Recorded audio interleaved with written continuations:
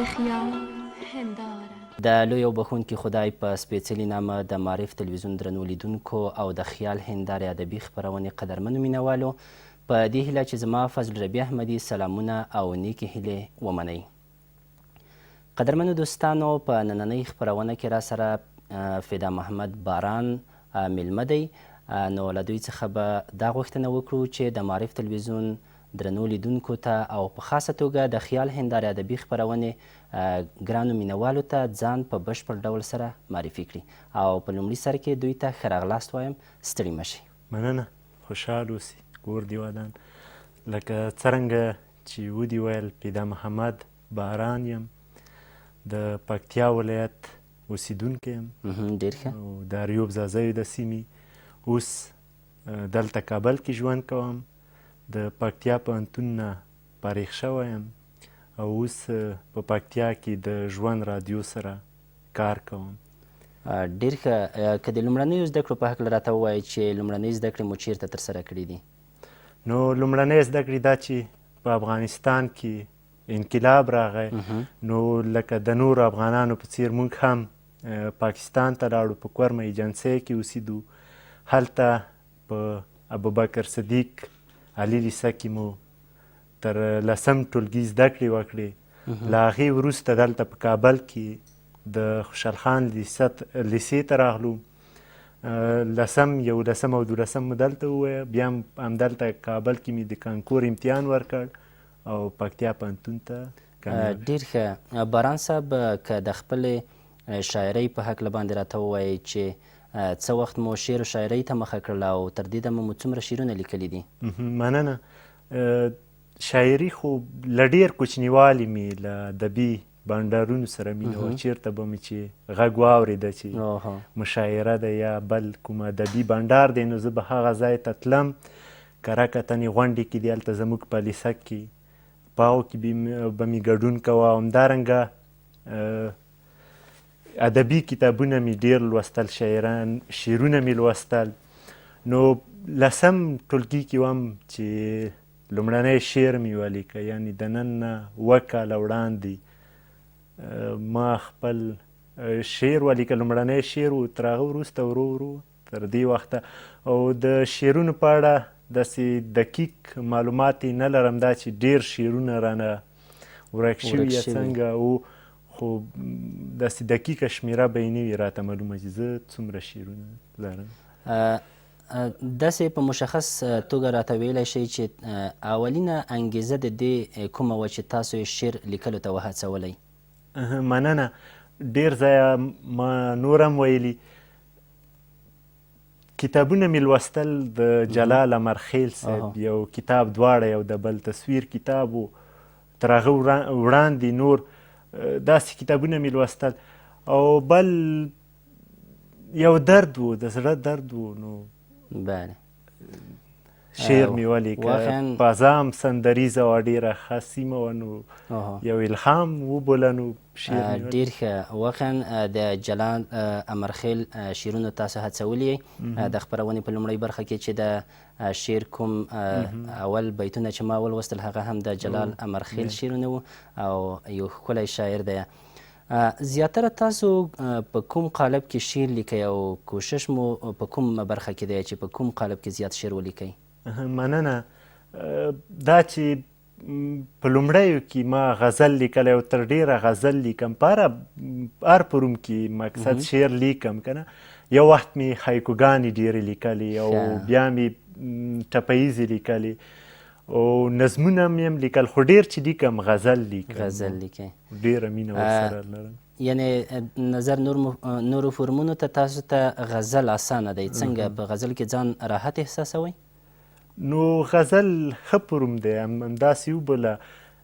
دا چې د زړه خبرې ډېرې په نظم کې هم کېږي او ښې هم کېږي، خو دا چې غزل یو خوندور فورم دی، خاصتا ما ته ډېر خوند راکوي او ځان راحت پکې احساسوم. د غزل فورم دی، نو ډېر وخت غزل لیکم او خوښېږي مې هم.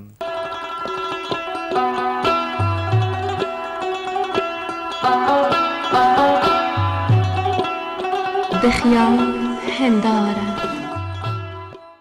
قدرمنو دوستانو له باران صاحب څخه به دا وغواړو چې د دې په خاطر باندې چې تاسو زموږ د خپرونې سره ستړي نه شئ د دوی یو غزل به ترېنه واورو په دې هیله چې راته دیکلمایي کړي. مننه، خوشحال اوسئ. یو غزل ده ډېر مخکې مې لیکلی، هیله ده چې خوښ به مو شي.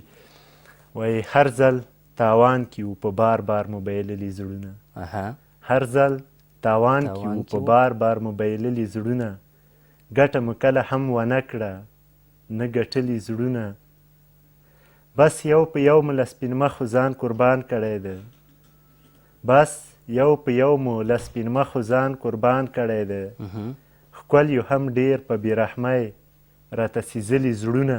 ډېر ښه. عجیب ساده یو په یوې خندا یې خپل وګڼو، عجیب ساده یو په یوې خندا یې خپل وګڼو، هیڅ ځای ته نه ګورو هر ځای کې مو شیندلي زړونه. ډېر ښه. ګوند یو نیم پکې زرغون شي ثمره شي راته، ګوند یو نیم پکې زرغون شي ثمره شي راته، په همدې تمه مو پلل مو کې کرلي زړونه. وړه ټوټه وي خو په ټول بدن یې رات چلیږي، وړه ټوټه وي خو په ټول بدن یې رات چلیږي، دی زورور بارانه تا کله لیدلي زړونه. ډېر ښه. کیدلی شي راته ووایي چې څومره وخت مخکې به مو دغه غزل لیکلی وي؟ یاره ډېر وړاندې، تقریبا د پوهنتون په لومړي سیم کې وم چې دا غزل مې لیکلی و. تاسو مخکې هم یادونه وکړله چې بس نو کله چې تاسو غزل لیکئ او هغه فضا هم سندریزه فضا وي او د زړه درد مو پکې انعکاس کړی. قدرمنو دوستانو، د دوی د زړه درد خو مو ولیدلو چې په خپلو غزلو کې نور به لا څومره وي، نور به هم د خپرونې په لړ کې واورو. باران صاحب، که دا راته ووایي چې یو شاعر په ټولنه کې څه رول لوبولی شي د یوې ټولنې په اصلاح او یا رهنمایي کې؟ ډېره مننه، ښه ټکي ته دې اشاره وکړه. رښتیا هم شاعر د یوې ټولنې لارښود کیدلی شي. ولې دی په ډېرو ښکلو خبرو کې، داسې خبرو کې چې هغه په هنر کې رانغښتل شوي وي، خپله ټولنه یوې مثبت لوري ته رابللی شي او په خپلو شعرونو کې د داسې شیانو سره د خلکو مینه پیدا کولی شي، خلکو ته داسې شیان ښکلي ښکاره کولی شي چې پخوا تر دې هغو ته ښکلي نه وي ښکاره شوي. او همدارنګه که شعر موږ ته جنګ ګټلی شي، لکه ملالې چې په یوې ټپې موږ ته بایللی جنګ وګټه، نو خلک د سولې لارې ته هم رابللی شي. دا چې په هیواد کې مو ډېر وخت جنګ دی او کرکه ده، یووالی نشته، نو خلک په خوږه ژبه، په سندریزه ژبه د یووالي لوري ته رابللی شي. همدارنګه مینه خورولی شي په خپله ټولنه کې. دا چې په اوس وخت کې موږ ډېر مینې ته ضرورت لرو چې په خپلو کې مینه سره پیدا کړو، نو په دغه برخه کې شاعر ډېر رول لوبولی شي سولې ته. او همدارنګه لکه مخکې مې چې وویل، د خلکو په زړونو کې یو رحم هم پیدا کولی شي. کاروان صاحب وایي چې مرغۍ دې راشي زموږ لپو کې دې ځالې وکړي، مرغۍ دې راشي زموږ لپو کې دې ځالې وکړي، غر مو نختر نه لري، کلی مو چنار نه لري. واقعا دلته خلک یو قسم درد احساسولی شي، تر هغې وروسته یې له خپل هیواد سره مینه پیدا کیږي. کله چې نو له هیواد سره مینه پیدا شوه، نو هم بیا د نختر سره مینه پیدا کیدلی شي، هم به مو چنار سره، غر به مو نختر پیدا کړي، په غره کې به مو نختر ډېر شي او په کلي کې به مو چنارونه ډېر شي. ډېر ښه. کله چې یو شاعر شعر لیکي، معمولا دوی زیاتره د ټولنې دردونه پکې انعکاسوي. ستاسو په نظر باندې یو شاعر ته څومره ضرور ده چې په ټولنه کې دی زیات معلومات ولري د ټولنې په هکله باندې او د ټولنې په هکله باندې زیاته مطالعه ولري؟ رښتیا هم دا چې شاعر باید د ټولنې په باره کې معلومات ولري. مثلا که چیرته یو د اروپا نه یو کس راشي، یا د امریکا او افریقا نه یو کس راشي دلته شاعري وکړي، هغه زموږ د ټولنې له هغه سره نه وي بلد، نو شاید ډېر چاته په زړه پورې نه وي. دا خو مهمه ده چې باید د ټولنې په باره کې معلومات ولري. نو څوک چې په یوه ټولنه کې ژوند کوي، فرض که افغان وي یا پښتون، حتما د خپلې ټولنې درد ورته معلومیږي. هغه له دې نه خبرېږي چې په هلمند کې څه تېرېږي، په کندهار کې څه تېرېږي، زموږ په ټوله ټولنه کې زموږ د ټولنې عمده ستونزې څه شی دي.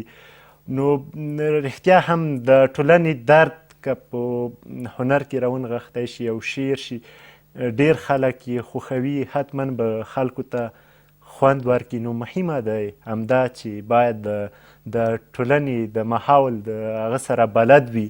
دا یې مهمه خبره ده. ډېره مننه. قدرمنو دوستانو، د خپرونې په دې برخه کې یوه لنډه وقفه لرو. هیله ده چې بیا هم زموږ سره ملتیا وکړئ.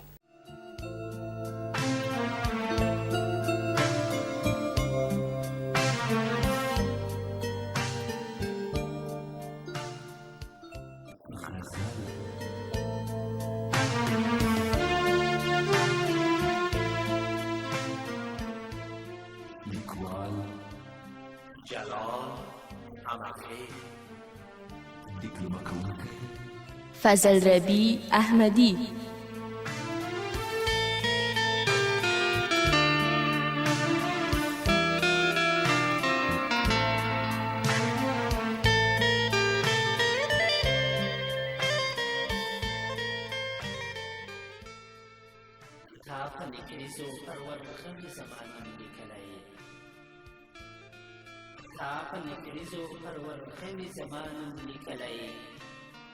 ما د خپل جسم په رګ رګ کې داستان لیکلی،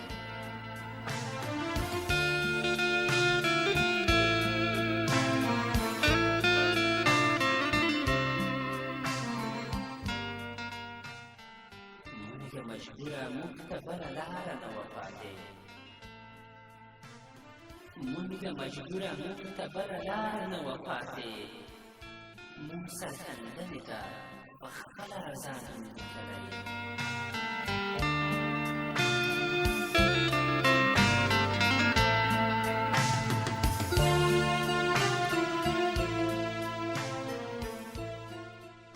په ښار کې یوه نوې اندېښنه خوره ده،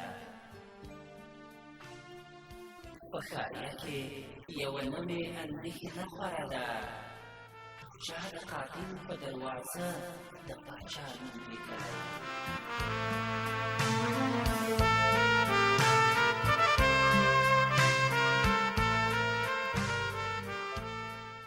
پر هره لاره چې پل واخلمه واپس راشمه، پر هره لاره چې پل واخلمه واپس راشمه، پر هره لاره د بېلتون د بلا نوم لیکلی.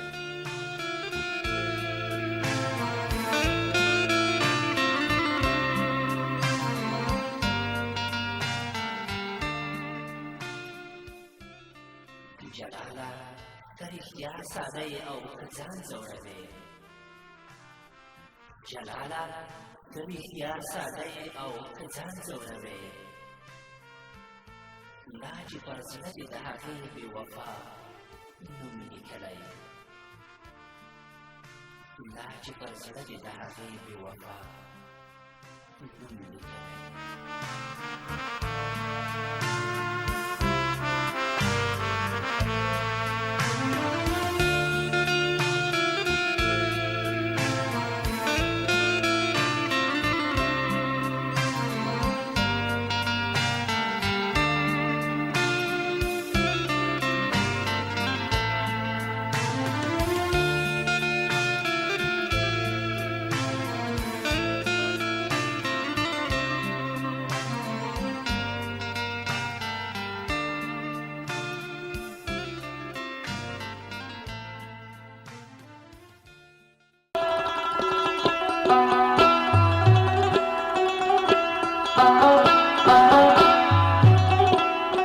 د خیال هنداره.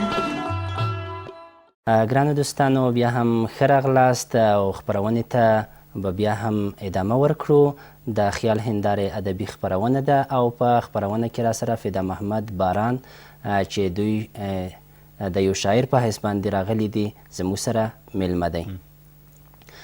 باران صاحب بعضې کسان دي چې دوی کله شعرونه لیکي نو خپل شعر تر ټولو لوړ بولي. ستاسو په نظر باندې یو شاعر ته څومره اړینه ده چې دوی د نورو شاعري وګوري او بیا خپله شاعري د هغې په تعقیب باندې بوزي؟ نو رښتیا هم ډیره مهمه خبره ده. که چیرته وایي له هغې د یو چا میلوستی وایي له کومې ورځې چې دی ښه لیکوال شوی د بل لیکوال نه لولي، یعنې دا هم روغه خبره نه ده. د په طنزیه ډول داسې یوه لیکنه ورپسې کړې وه. نو دا چې اول خپله شعر لیکي بیا وایي چې لوړ شعر، دا خو فکر کوم غلطه خبره وي. نو بیا هم ده ته پکار دي زیاته مطالعه پکار دی. یعنې په لومړیو کې که وګورو سړی یو قسم شعر چې لیکي، هر شاعر شاید دغه تجربه کړې وي. کله چې دی په ښو بنډارونو کې په بهیرونو کې ګډون کوي، په شعر کې بدلون راځي. شاید په لومړي وخت کې د یو قسم شاعري کړې وي، که د ځان نه درته ووایم. خو ما چې کله بیا په بهیرونو کې ګډون وکړه، په ادبي غونډو کې، شعر کې مې ډېر بدلون راغی. یعنې په لومړي وخت کې مې چې څه لیکل، وروسته هغه راته ښه نه ښکارېدل. ما وی دا باید ونه لیکم. خو کله مې چې د ښو شاعرانو کتابونه ولوستل، د ښو شاعرانو شعرونه مې ولوستل، نو شعر مې ډېر کم شه. یعنې مخکې به مې که په هفته کې 2 یا 3 غزلې لیکلې، بیا مې په میاشتې کې هم یو غزل نشو لیکلی. ولې ما ته دا معلومه شوه چې هغه شاعري خو چې دی دغو ښو شاعرانو، کاروان صاحب، استاد مرحوم صدیق پسرلي صاحب او درویش درني صاحب، دوی ښه شاعري کړې. مونږ خواسې نو واقعا ډېر وخت ما نه لاره ورکه شوه. خو بیا مې چې مطالعه زیاته کړه، چې څومره به مې هغه مطالعه زیاته کوله، هغومره راته په هغه کې لاره اسانه کېدله. نو ډېر ښه رول لوبوي، باید مطالعه وکړي. یو شاعر که چېرته مطالعه ونه کړي، شاید یو څه وخت دپاره بیکاره غزلې یا شعرونه ولیکي. خو دا چې بیکاره شعرونه دی ولیکي، نو هغه به نور څوک خوښ نه کړي. نو دلته دی چې تشویق نشي یا د ده شاعري څوک خوښه نه کړي، مجبور دی چې شاعري ترې پاتې شي. بلکل. او د چا خبره د شعر ملنګ ترې مرور شي، د بعضو شاعرانو نه دغه شان کیږي. ګرانو دوستانو، بیا هم له باران صاحب څخه غوښتنه کوو چې تاسو ته خپل یو غزل وړاندې کړي. د یو غزل د ډېر ځایه مې ویلی یم. مهرباني حتما ښکلی دی چې تاسو ډېر ځایه لوستی دی، نو موږ به یې هم د اوریدونکو سره او لیدونکو سره په ګډه باندې واورو. ولې نه؟ وایي زړه ته راتېر، زړه ته ورتېر، خو سره نه جوړېږو. زړه ته راتېر، زړه ته ورتېر، خو سره نه جوړېږو. یو بل ته ګران یو څومره ډېر، خو سره نه جوړېږو. څومره ښه.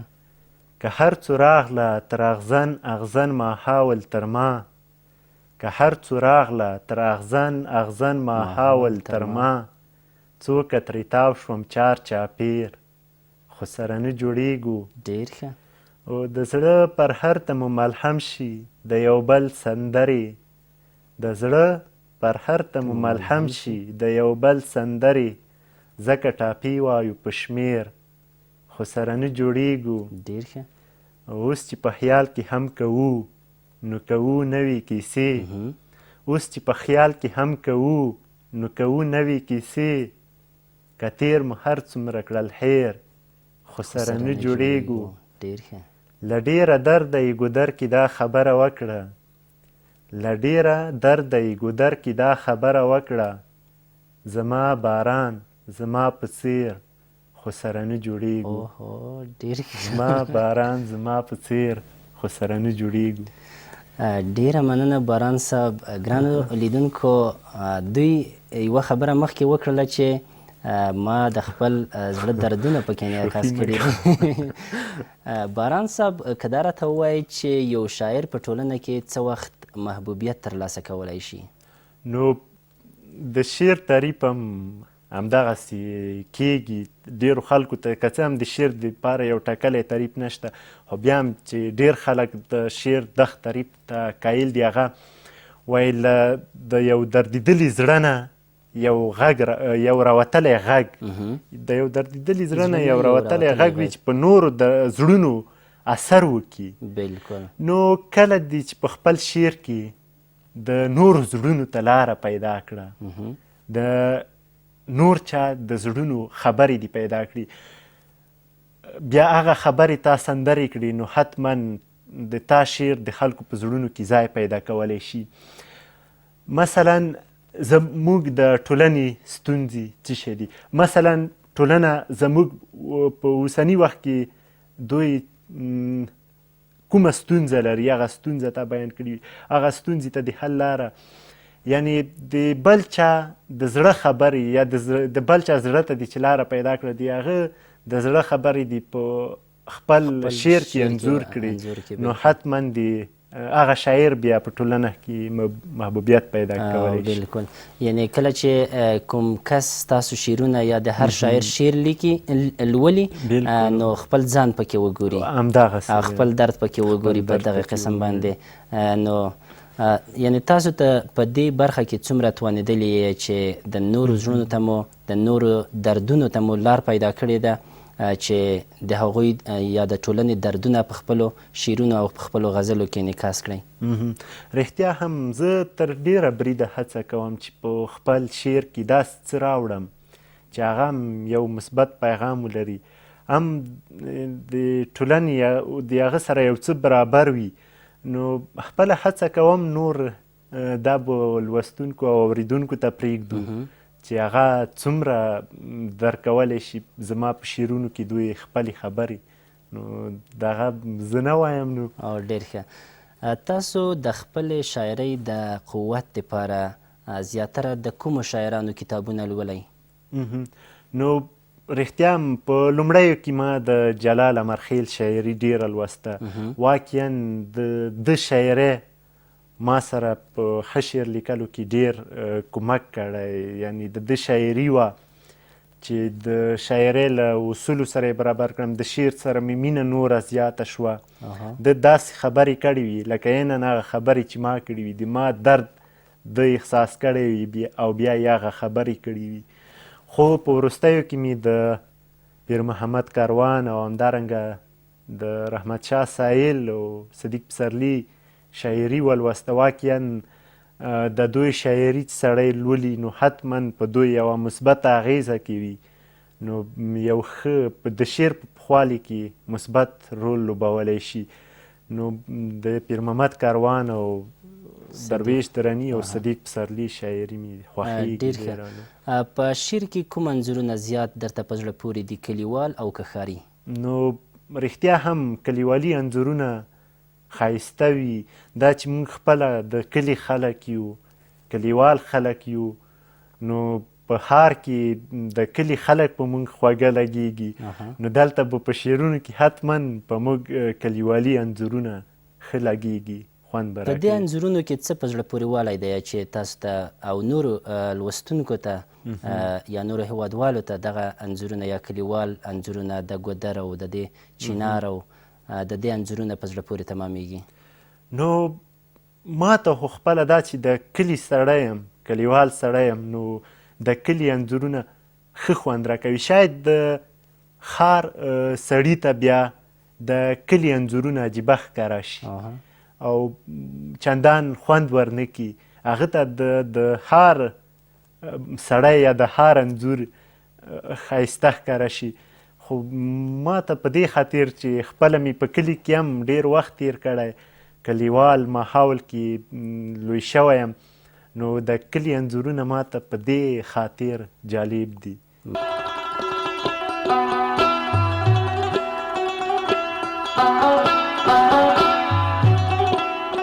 د خیال هنداره.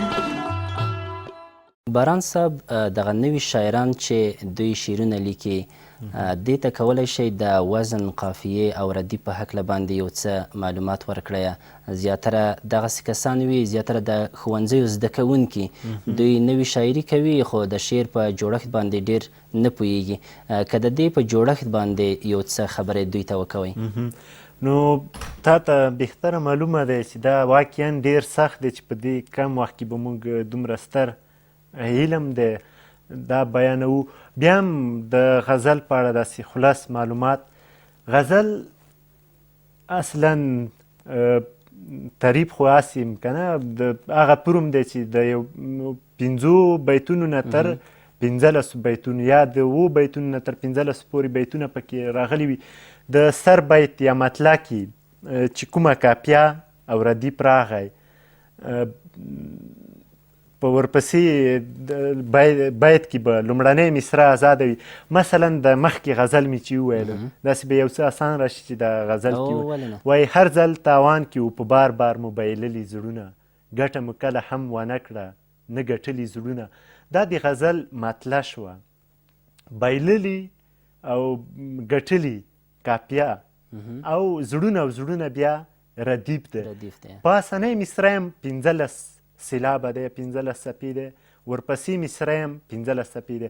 دا چې دواړه 15 څپې راغله په غزل کې اصلا چې لومړی مصرع هر څو څپې شوه ټولې مصرې باید هماغومره څپې راشي یعنی کم او زیات پکې رانشي ټولې مصرې. بیا لومړنی مطلب د لومړي بیت په لومړنۍ مصرع کې چې کومه کاپیه او ردیف راغی په لومړني بیت کې په ورپسې بیتونو کې بیا لومړنۍ مصرع یې ازاده وي یعنی ازاده دی هر څه چې پکې راوړي خو باید 15 څپې یا 15 سیلابه وي. خو په ورپسې مصرع کې یعنی د دویم بیت په دویمه مصرع کې بیا باید ته د پاس د لومړني بیت کوم ردیف او کاپیه چې دی هغه باید مراعات کړي. یعنی هلته که بایللي وو ګټلي وو دلته باید حتما سوځېدلي شیندلي داسې یو کاپیه راشي. او ردیف خو هسې هم په لومړنۍ مصرع کې د لومړني بیت کې چې کوم ردیف راغی باید تر پایه هماغه ردیف راوړي. دا د غزل پروم دی. او نظم خو بیا آزاد دی هغه هم هسې یعنی باید یو څه وزن باید مراعات شي پکې که نه نور آزاد دی یعنی کاپیې او د ردیف او دې شیانو نه بیا آزاد د دې مراعاتولو ته پکې کوم ضرورت نشته. دغه د آزاد شعر دپاره کوم خاص قالب او چوکاټ شته دی چې شاعر د خپل شعر د لیکلو په وخت کې هغه مراعات کا؟ نو حتما باید یو څه وزن ولري. دا چې اوس وخت کې رښتیا هم دا ستونزه ډیره لیدل کیږي یعنی ډیر خلک دي یا نوي شاعران دي هغه داسې یو څه لیکي چې مثلا خبرې وي ادنا خبرې وي خو نور وزن او د خیال او عاطفې دا مراعات یې نه وي پکې کړی. نو هماغه خبرې د آزاد شعر په نوم په لوستونکي اوریدونکو په تیروي. نو په آزاد نظم کې هم حد اقل وزن باید مراعات شي یو څه خیال او عاطفه دا شیان پکې رانغښتل شوي. ډېر ښه. یو شی بل چې کله چې یو شاعر شعر لیکي نو بعضې کسان وایي چې د دې په شعر کې بعضې انځورونه دي. دغه انځورونه جوړول ستاسو په نظر باندې تاسو چې کله په خپله شاعري کوئ دغه انځور جوړول بیرته بیا تکرار غواړي او که نه هماغه وخت کوم احساس چې ورته ورغلی وي په هماغه وخت کې هغه د احساس انعکاس په خپله انځور جوړوي؟ نو رښتیا هم ډیر کله داسې همدغه د احساس په دغه وخت کې رول لوبوي.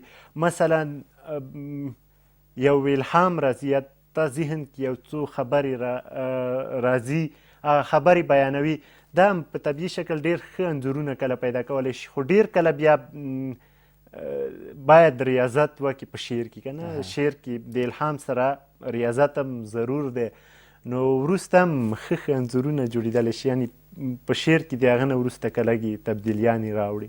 مننه کوو. قدرمنو لیدونکو خپرونه د پای شیبو ته رسیږي. په لنډو ټکو کې که ګرانو لیدونکو ته خپل پیغام ووایئ. مننه خوشحال اوسئ. دا چې موږ رښتیا هم درد ځپلی ولس یو درد لیدلی ولس یو نو ټولو هیوادوالو نه مو هیله هم همدا دی دا چې زموږ هیواد اسلامي هیواد قانون اسلامي دی مسلمانان یو ټول نو قانون هم اسلامي دی که د هیواد قانون هر یو سړی په ځان مراعات کړي نو شته نخوالې ټولې ختمیږي. نو له ټولو لیدونکو نه مو همدا هیله دی چې د خپل ولس د خپل هیواد سره د مینې ترڅنګ د خپل هیواد کوم قانون چې دی که په نور چا نه وي په خپل ځان هر یو سړی عملي کړي د کومې ناخوالې چې شته حتما له دې نه خوالو خلاصیږو. مننه کوو. ګرانو لیدونکو، د خیال هندارې ادبي خپرونه وه چې تاسو د معارف له تلویزیون څخه ولیدله. تر بلې خپرونې مو په لوی او بښونکي خدای سپارو. هر چېرته چې یاست ښاده او بریالي اوسئ.